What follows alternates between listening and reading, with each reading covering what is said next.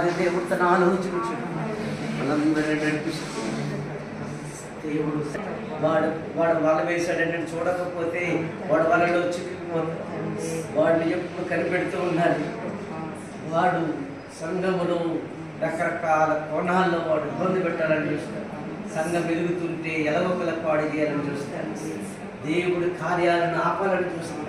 దేవుడి పనికి ఆటంకంగా 100% సన్నిధి వచ్చేది. రక్తపు నాయన మీ యొక్క రక్తపు కంచి మాకు వచ్చిందండి.